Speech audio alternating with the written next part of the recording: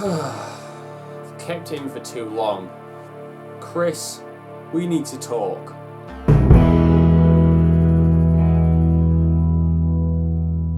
Okay, so in today's video, there's three things I want to talk about. I want to talk about The Timeless Child, Series 13, and The 14th Doctor.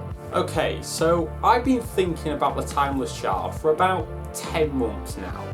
And I was waiting until the New Year's special to see if we got any new information that maybe sorted a few of the problems out.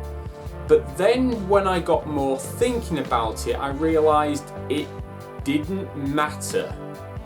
Legitimately didn't matter what they could have done in the New Year's special. They can't fix the problem, because I've been trying to think of ways around like the problem we've been having with The Timeless Child to maybe make it fit. I've been trying to work out how to make it fit. And then I realised something that surely Chris should have thought of before he wrote this. River Song can regenerate, right? River Song can clearly regenerate. And River Song is also clearly from two human parents. She has no Time Lord lineage at all. So that gives you the question of how on earth does River Song regenerate? It's not like it's something we think she can do, we actually see her do it. There is no question that River Song is regenerating, and in fact it's the same kind of regeneration thing, because she's even able to give some of her regenerative ability to the Doctor in order to stop him from dying. Now, if Fashion is to be believed, the reason is because she was conceived within the time vortex, and the Doctor says, well, my people, being in the time vortex over thousands of years, developed the ability to regenerate, which apparently now is incorrect. But then that still leaves the question, how on earth is River able to regenerate? And there's only one possible thing that I can come to, and it's disgusting, and it's the Doctor is actually River's father, which makes the whole marriage thing just do you realise what you've done, Chris? You've made Doctor Who incest. No, but seriously, how is River able to regenerate? Because if it's just an ability they've given to her as a child, why did they choose River? And why on earth did they not just pick a random person that they decide to make an assassin? Why specifically River? It would make no sense. And surely, if they've worked out how to give the regenerative power to a child, surely they can give it to anyone. Some of their best soldiers could then have this regenerative ability.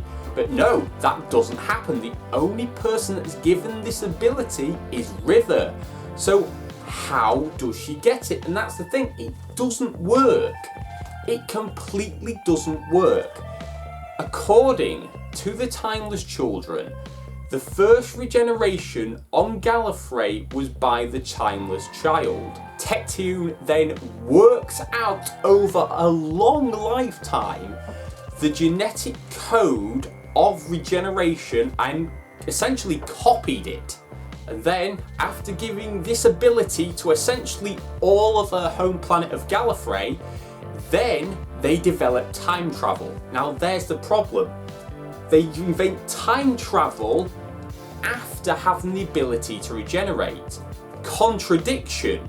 So, you either have time travel being the cause of regeneration, or you have regeneration coming after time travel. It doesn't work. You either have one or you have the other. They can't coexist at the same time. Except the thing with time travel is it doesn't always have to be in necessarily the right order. Now here's the thing, and this may be a super confusing and paradoxical thing that Chris could do, but we've seen stuff like this before. It is literally the bootstrap paradox, which Peter Capaldi talks about in one of the episodes. But we could have it where the timeless child gets the regenerative ability given to them by a future Gallifreyan of their own timeline. So the timeless child is given regenerative ability. That regenerative ability is then copied by Tecteun and given to Gallifreyans. And then the Gallifreyans end up somehow going back in time and giving it to the timeless child. Which would mean that essentially regeneration would never have a set beginning. It would just always exist. It would be like the bootstrap paradox. And if he does that, it's going to make everything really complex, and I just really hope he doesn't do that, but it would fix one of the problems. It's one of those weird things that it's helps it fix one of its major issues, but it also degrades the story, I feel, doing it as like that. I mean, I know people were annoyed that the Doctor is the timeless child and other stuff, and I do agree with some of that, but to me, that's not the worst issue. The worst issue is just the timeless child altogether. If it turns out, and Chris could quite easily do this, because the Doctor is told by the Master that she is the timeless child. But we're never actually shown it because of this random gap where it just happens to have no visual thing. So the Master could quite easily be lying. And we've seen before, the Master wants the Doctor to think like they're thinking, to sort of alleviate why they've done something. So it could quite easily be the Master found out they were the timeless child, got really annoyed about it, destroyed Gallifrey, and was like, right, I want the Doctor to feel like I feel. I want him/her to go through this misery and understand my anger. So I'm going to tell her that they are the timeless child. And I think it's sort of, if that's the case, I think it's backfired. It's oh, no, the Doctor's actually okay with this, unlike how the Master was.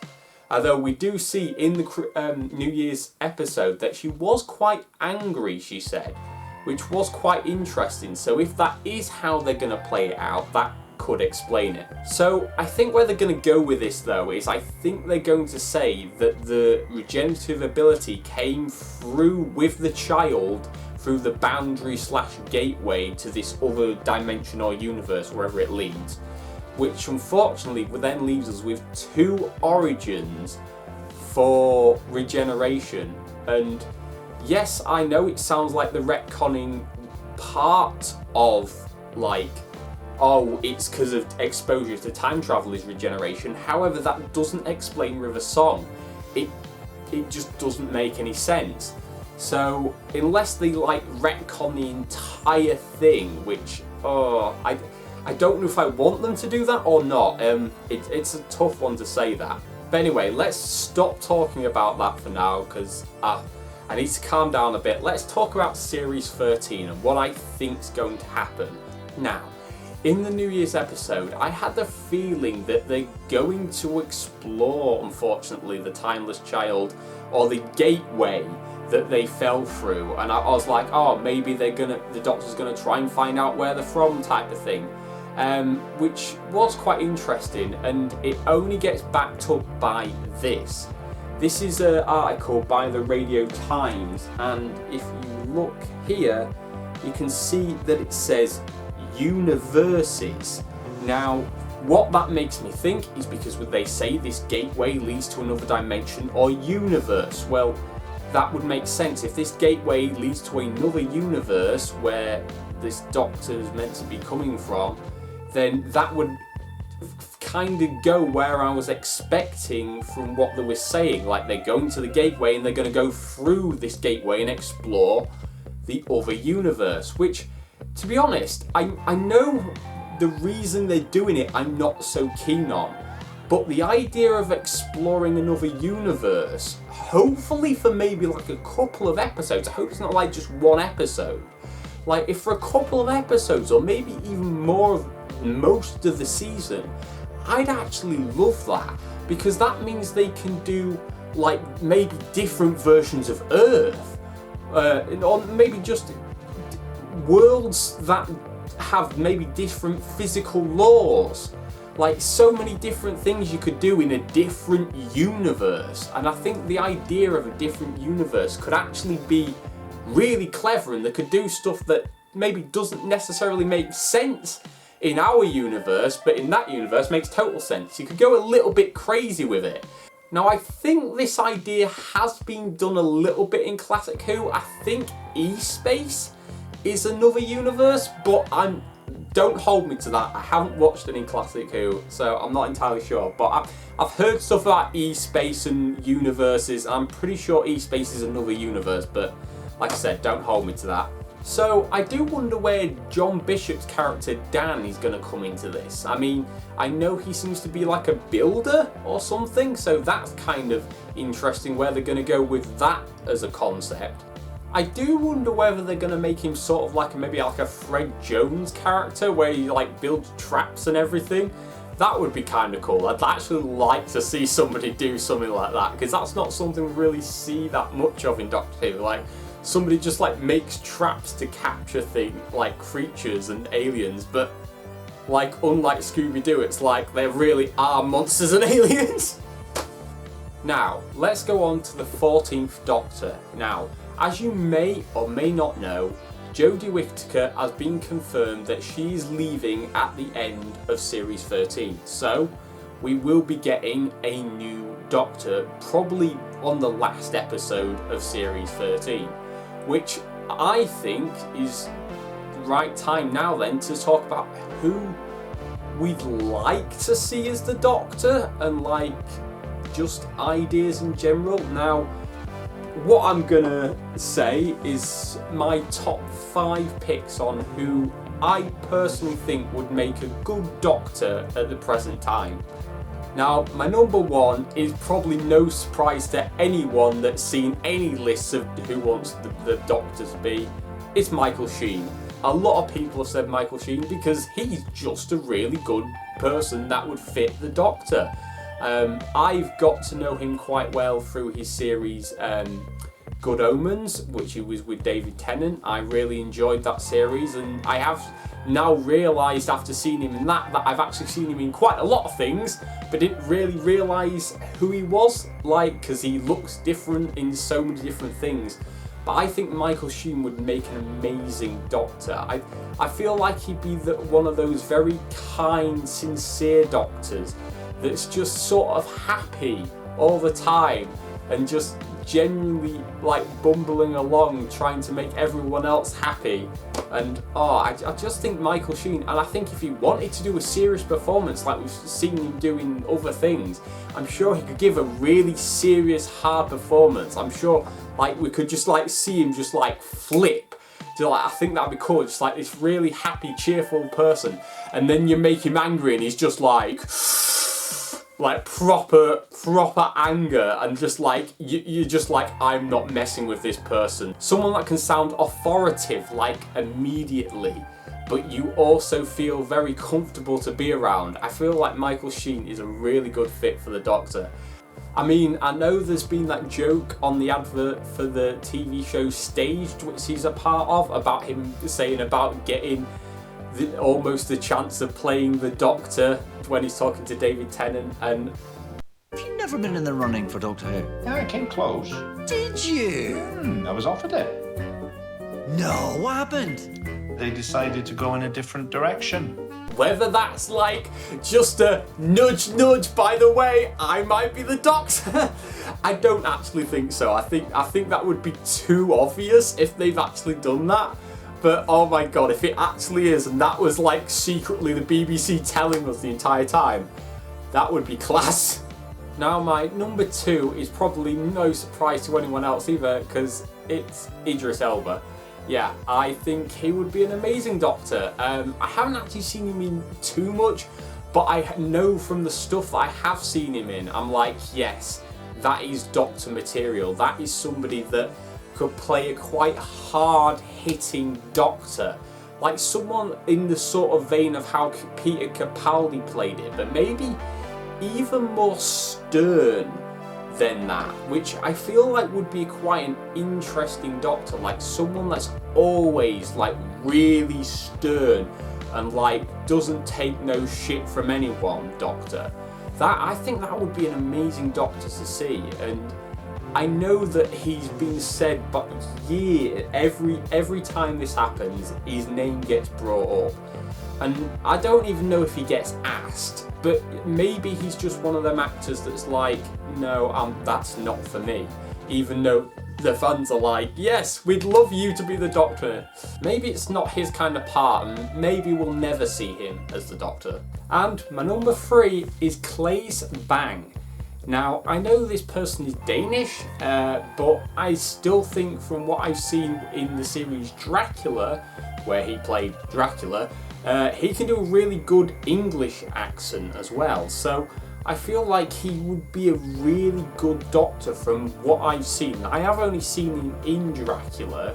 I don't think he's done many English things, but I still think he would be a really good pick for being a Doctor. I think he's just got that Doctor charm about him. I don't know how to explain that other than saying Doctor charm. He's just got that feeling of the Doctor, and I have to admit, I don't think Jodie Whittaker quite has that. And it's not because she's female, it just doesn't seem to quite have that Doctor charm. Number 4 is Andrew Scott, or as I know him mostly, Moriarty from Sherlock, but he has done a lot more than just that, and I feel like he's one of those people that has a very diverse range of acting abilities, and I can totally see him just straight into the role, and whether he'd like use a bit of that Moriarty charm that we've seen in Sherlock, or just some of his other acting abilities that I've seen him do and his vast array of acting, but I can just picture him as the Doctor, and I'm pretty sure he's probably come up on a few other people's lists because he's an amazing actor, and I think he would just make an amazing Doctor. And my number 5 is Irene Pavlova. Now, I have seen this person mainly through Sherlock as well. She played Irene in Sherlock, and there was something about like the way she was like doing the like charming, like I'm smart charm thing. I feel like that's just something I can picture the Doctor doing, like more than like, I don't know, and I'm okay with it being a female Doctor, but I can picture her more as the Doctor than I actually can as Jodie. Like, Jodie's getting there, and I think by the end of series 13 she will feel more like the Doctor, but she just didn't take off. And even up to this last episode maybe to me should have felt like the starting episode of her being the Doctor. That's how we should have felt about her acting as the Doctor. It's like she only just come into the sense of being the Doctor, and I feel like this other actress could do a really good job at being the Doctor, and we'll just have to see. But like I said, we don't know who's going to be the 14th Doctor yet. I'm sure there'll be an announcement thing probably before. However, I kinda hope not. This would be an opportunity that I think would be amazing for Doctor Who, because they haven't done it in I don't know how many years, and that's don't announce who the Doctor's going to be. Don't announce who the 14th Doctor's going to be, BBC. Just keep it a secret. Come on, I'm sure you can do this. Keep it a secret. Do not let anyone know, because the reveal of who it is, like not knowing, that is the best thing you could possibly do. So there goes our discussion video on Doctor Who. Now, if you've got this far into the video, I'm sure you must have liked it, so please hit the like button so we know that you like Doctor Who, our viewers, because if we don't see a massive amount of likes in a certain area, we don't know what you enjoy and what you don't enjoy. And also leave a comment down below and tell us what you liked or what you didn't like about the video, or what your thoughts are on the subjects we've talked about. And something that would mean a lot to us, that's completely free to you, is hitting that subscribe button. I mean, we are trying to grow as much as we can as a channel, and we are finding it quite hard. I have a goal of 400 subscribers by the end of the year, and we're only currently on 300 subscribers, so hitting that subscribe button would really help us out in hitting that goal. I've been Stephen of the Fractured Moon Network, and see you in the next video. Bye!